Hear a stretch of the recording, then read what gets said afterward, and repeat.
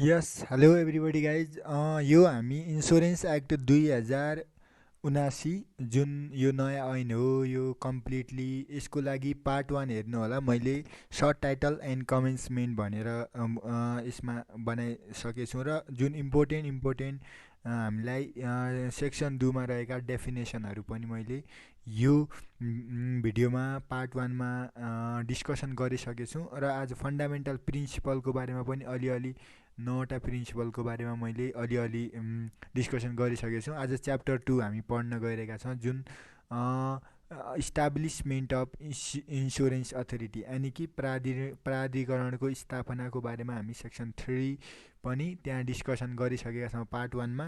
Part 2मा आज हामी part 2मा हामीले यो सेक्सन 4 पनि हामीले त्यहाँ डिस्कसन गरिसकेका छौँ।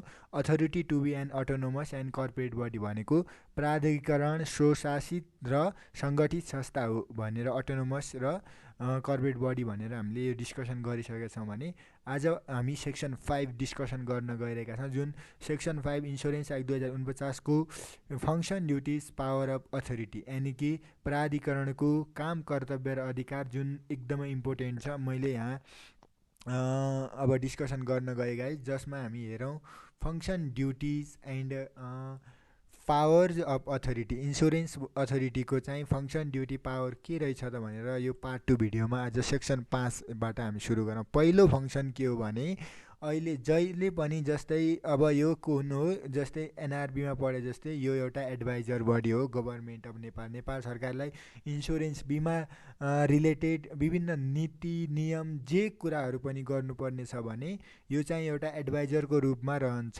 ओके, एक नम्बरमा छ to act as an adviser of the government of Nepal भनेको गभर्मेन्ट अफ नेपालको एडभाइजर हुनको लागि योले चाहिँ यो अथोरिटीले चाहिँ इन्सुरेन्स रिलेटेड कुराहरूमा पनि एडभाइजर सल्लाहकारको रूपमा लिन्छ एक फङ्सन। अर्को फङ्सन रहेको छ स्क्रिनको अगाडि हेर्नु होला साथीहरू। फर्स्ट सेकेन्ड फङ्सन रहेको छ योले चाहिँ हाम्रो राष्ट्रिय बिमा नीतिहरू बनाउनु पर्यो र नेपाल सरकारलाई त्यसको बारेमा अब रिकमेन्डेसनहरू गर्नु पर्यो। For this it is also act भनेको अर्थात् यो फङ्सन। अर्को फङ्सन छ to draft to draft the national policy भनेको राष्ट्रिय लेभलका पोलिसीहरू ड्राफ्ट गर्ने के को रिलेटेड भने insurance related and make the recommendation to government of नेपाललाई सिफारिस दिने काम पनि गर्दो रहेछ। अनि अर्को चाहिँ अब 3 नम्बरमा छ to grant prior approval for establishment of insurance company. Insurance कम्पनीको स्थापना गर्नका लागि प्रायर एप्रुभल अहिले चाहिँ हामीले इन्सुरेन्स अथोरिटीबाट ल्याउनु पर्ने रहेछ। इस्यु लाइसेन्स साथसाथै लाइसेन्स पनि इस्यु गरिदिने काम, रिभोक सच लाइसेन्सहरूलाई पनि रिभोक गरिदिने काम। र चौथो नम्बरमा रहेको छ टु फर्मुलेट नेसेसरी बाइलजहरू भनेको हामीलाई आवश्यक पर्ने बाइलजहरू पनि फर्मुलेट गर्ने काम। अनि डिरेक्टिभहरू भनेका निर्देशिका पनि फर्मुलेट गर्ने काम, गाइडलाइन पनि त्यही अनुसारले फर्मुलेट गर्ने काम in order of insurance business. Okay, के अरे अर्डर्स अफ इन्सुरेन्स बिजनेस के भन्छ भने फर्मुलेसनको काम। अर्को काम अब यो चाहिँ के भन्छ भने बाइलजहरू, डिरेक्टिभ निर्देशिका, गाइडलाइनहरू र विभिन्न अर्डरहरू यदि इन्सुरेन्स बिजनेससँग रिलेटेड छ भने यिनीहरूलाई फर्मुलेट गर्ने काम इन्सुरेन्स अथोरिटीको हो। अर्को इन्सुरेन्स अथोरिटीको नम्बरमा छ to issue license to insurance intermediaries renew revoke such license भनेको के भन्छ भने to issue licenses to insurance इन्टरमिडिएटहरू भनेका इन्सुरेन्समा जस्तै हामी इन्सुरेन्स कम्पनीहरू हुन्छ नि त विभिन्न एलआइसीदेखि लिएर विभिन्न अरू नेसनल लाइफ इन्सुरेन्सदेखि लिएर अब यी इन्सुरेन्स कम्पनीका जो अब इन्टरमिडिएट बिचौलिया काम गर्छन् यिनीहरूलाई लाइसेन्स इजाजत प्राप्त इस्यु जारी गर्ने, साथसाथै तिनीहरूको रिन्यू गरिदिने, रिभोक भनेको खारेज गरिदिने यस्ता लाइसेन्सेसहरूलाई। र अर्को काम भनेको टु डिटरमाइन द क्यापिटल र क्यापिटल फन्ड।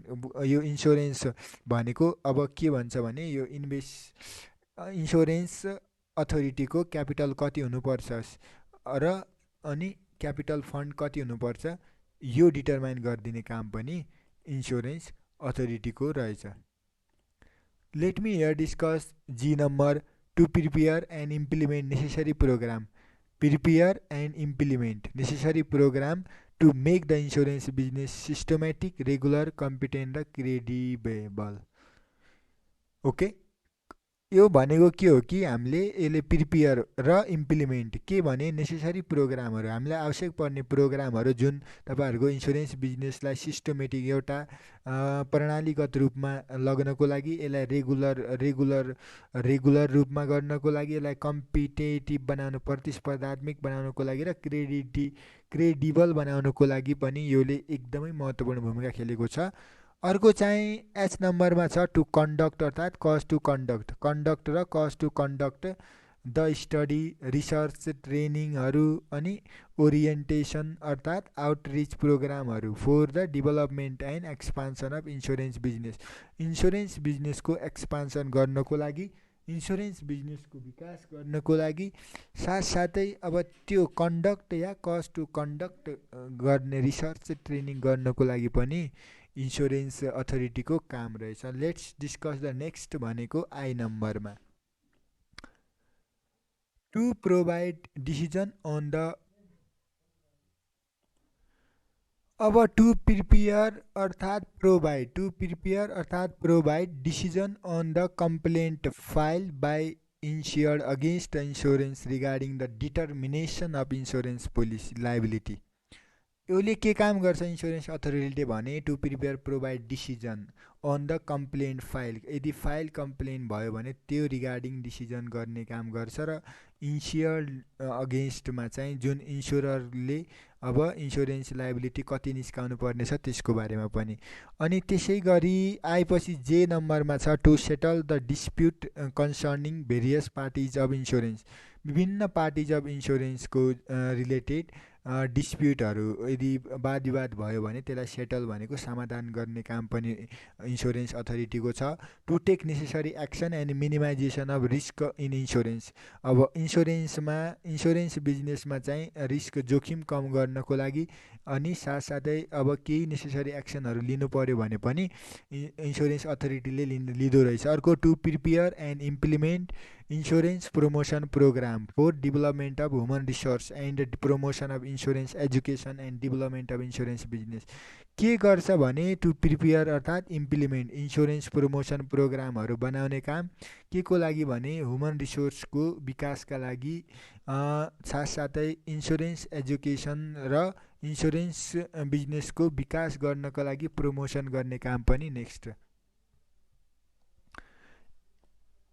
र एम नम्बरमा अर्को के छ त, एम नम्बरमा let's here discuss the M नम्बर। एम नम्बरमा के छ त, अब एम नम्बरमा के भन्छ to prepare and implement to insurance promotion program. Insurance promotion प्रोग्रामलाई इम्प्लिमेन्ट गर्ने, तिनलाई प्रिपेयर गर्ने to increase access the insurance by all the people. हरेक व्यक्तिले चाहिँ इन्स्योरेन्समा चाहिँ एक्सेस गरून् भनेर यो पनि अर्को काम रहेछ, प्रमोसन गर्ने काम। अर्को टु प्रोमोट, अर्को पनि प्रोमोट आयो, micro insurance business to enhance the access insurance of people with the low income. Okay, low भनेको to promote micro insurance business भन्छ। माइक्रो इन्स्योरेन्स बिजनेसलाई प्रमोट गर्ने काम भयो, जसरी to enhance access the insurance of people with the low income, कम income भएका व्यक्तिहरूलाई।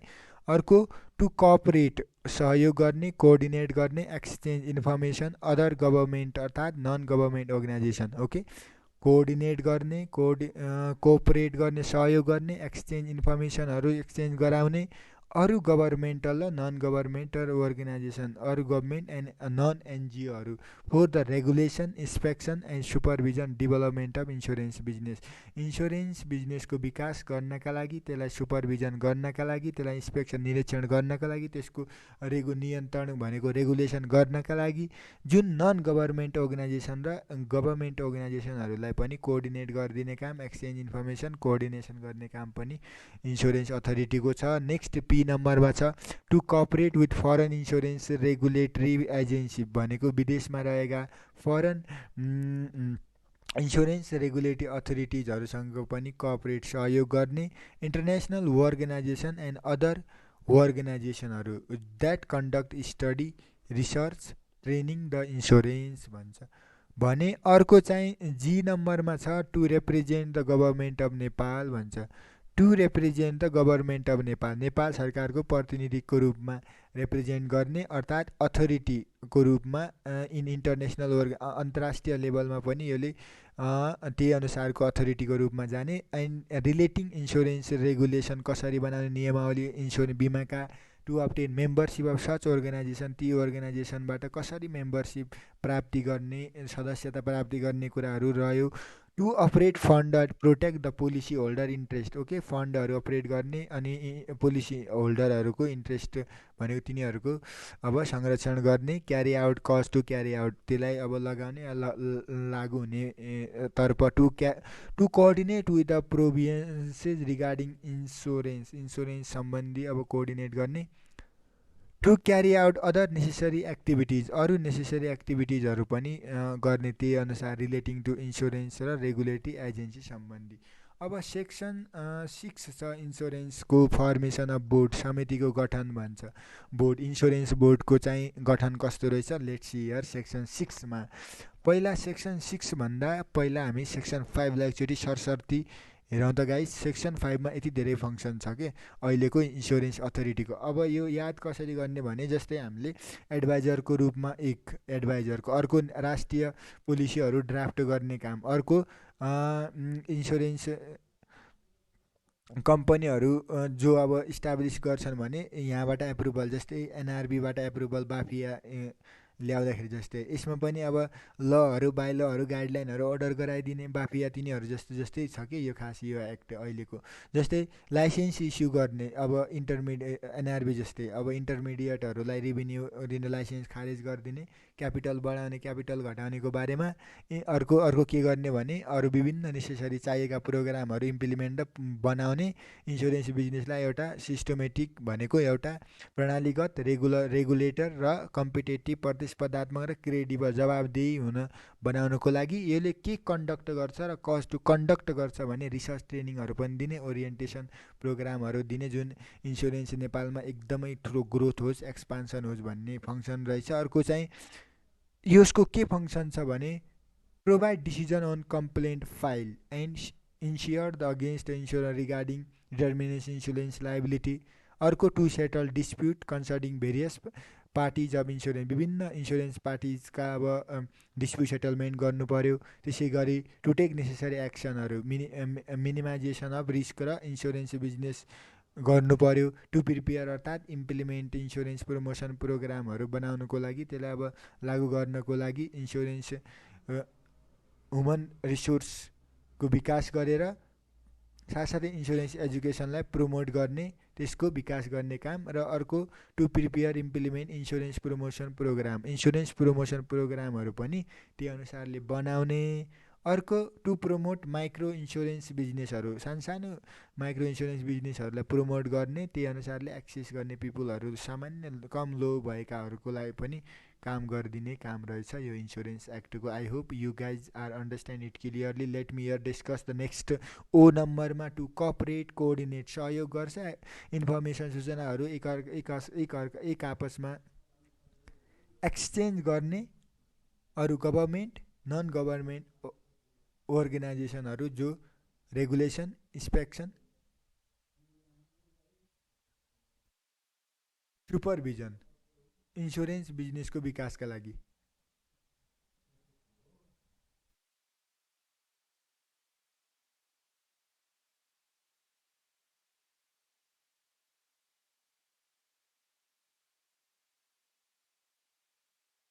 र अर्को चाहिँ यसले के कोअपरेट गर्छ भने फरेन इन्स्योरेन्स रेगुलेसनहरू र एजेन्सीहरू इन्टरनेसनल अर्गनाइजेसनहरू र अदर अर्गनाइजेसनहरू जुन हाम्रो to conduct study research training of insurance गराउनको लागि अर्को यसले के काम गर्छ भने to represent the government of Nepal एउटा अथोरिटी अन्तर्राष्ट्रिय लेभलको रूपमा गराउने। अर्को यसले फन्ड ट्रान्सफर, फन्डको प्रोटेक्सन, पब्लिकको हितका लागि गर्ने। अर्को हाम्रो इन्सुरेन्स रिगार्डिङको लागि सहयोग गराइदिने। अर्को यसले अदर नेसेसरी एक्टिभिटिजहरू गर्नु पर्यो त्यो पनि गरिदिने। बोर्डको फर्मेसन अब हेरौँ सेक्सन 6 समितिको गठन कस्तो रहेछ। Board of director of authority shall be as follow BOD of authority. Okay, पहिला चाहिँ इन्सुरेन्स बिमाको बोर्ड भन्ने थियो। सेक्सन चाहिँ अहिले त कम्प्लिटली फरक हो कि, पहिला त सेक्सन 3 कहाँ थियो, अहिले चाहिँ सिधा यो अलग्गै एक्ट बनेको रहेछ। सेक्सनहरू कम्प्लिटली फरक छ। एमा हेर्नु होला, person nominated by government of Nepal भनेको चेयरपर्सन हो एक। ओके, सेक्युरिटी बोर्डमा पनि सेम छ कि यो चेयरपर्सन। अब एउटा जोइन्ट त्यहाँ पनि त्यस्तै छ कि, अर्को जोइन्ट सेक्युरिटिज एक्ट हेर्नु होला। अनि यहाँ पनि सेम छ कि, जस्तै सहसचिव एउटा जोइन्ट सेक्रेटरी मिनिस्टर अफ फाइनेन्सको मेम्बर, 7 जना यहाँ पनि होला सायद। जस्तै अब एउटा joint secretary minister of law justice parliament एफेयरको मेम्बर, सेक्युरिटी बोर्ड अफ नेपालको पनि सेम 7को। अर्को nominated by government of Nepal, Nepal सरकारबाट नियुक्ति भएको from among person having special knowledge of life insurance business, यो मेम्बर त्यहाँ पनि। तर अब लाइफ इन्सुरेन्स बिजनेस होइन, त्यहाँ चाहिँ सेक्युरिटी बिजनेस थियो। ओके, अर्को पनि nominated by government of Nepal among the person having special knowledge, विशेष खालको ज्ञान भएको नन लाइफ इन्सुरेन्सको बारेमा र लाइफ इन्सुरेन्सको बारेमा जुन मेम्बरहरू भनेर। एउटा मेम्बर यो आयो नन लाइफको, यो त झन् याद गर्नु पनि सजिलो रहेछ। अर्को मेम्बर चाहिँ यो लाइफ इन्सुरेन्सबाट भयो, दुईवटा मेम्बर त यत्तिकै याद आउनु भइहाल्यो। अनि दुईवटा जोइन्ट सेक्रेटरी भनेपछि 2 2 4 5 जना हुँदो रहेछ बोर्डभित्र। ओके, एउटा चेयरपर्सन। अब भनेपछि टोटल नम्बर 5 जना हुँदो रहेछ। 4वटा पर्सन मेम्बर हुन्छन्, एउटा चेयरपर्सन भनेपछि टोटलमा 5 भइहाल्यो अभियसली। अनि 2टा पर्सनहरू नोमिनेटेड हुन्छन्। अब यी 4वटा मध्ये 2टा नोमिनेटेड हुन्छन्, सरकारले यिनलाई नोमिनेट गर्छ भने। 2टा चाहिँ मिनिस्ट्री एन्ड अर्थ मन्त्रालयबाट चाहिँ जोइन्ट सेक्रेटरी सहसचिवका रूपमा आउँछन्। यी रहे अब बोर्डको गठन। अब बोर्डको सबसेक्सन 1 हो। यो सबसेक्सन 2 ले के भन्छ भने, percent to subsection 1 clause D र क्लज ई। डी र ई भनेको लाइफ इन्सुरेन्स, यो हेर्नु होला, यो डी भनेको चाहिँ लाइफ इन्सुरेन्समा काम गर्नेवाला, ई भनेको चाहिँ नन लाइफ इन्सुरेन्समा स्पेसल व्यक्तिहरू छन् नि त। यी स्पेसलको केसमा चाहिँ for the appointment of member एपोइन्टमेन्टको लागि, नियुक्तिको लागि देयर स्याल बी एटलिस्ट 1 मेम्बर फिमेल। यो एकदम इम्पोर्टेन्ट राखिदिया रहेछ। इम्पोर्टेन्ट भन्दा पनि एउटा फिमेल हुनु पर्यो कोटा जस्तै। अर्को चाहिँ सबसेक्सन 3 ले के भन्छ, अन 6 को सबसेक्सन 3 ले an employee designated by authority shall perform duty as a security board of Nepal. के अरे के हो यो security board of Nepal, security board of Nepal employee designated by authority. अब अथोरिटीले चाहिँ जो इम्प्लोइहरू अब कर्मचारी ल्याउनको लागि तिनीहरू चाहिँ सेक्रेटरी अफ बोर्ड भन्छ। एकदमै इम्पोर्टेन्ट रहेछ। यति चाहिँ हामीले अब सेक्सन 6 र सेक्सन 5 को, अब सेक्सन 6 को सेक्सन 7 चाहिँ मैले नोट बनाउनु नै छ। अब सेक्सन 7, 8, 9, 10 को लागि अर्को भिडियोमा मिल्नु होला। ओके गाइज, यो चाहिँ नयाँ इन्सुरेन्स एक्ट 2049 को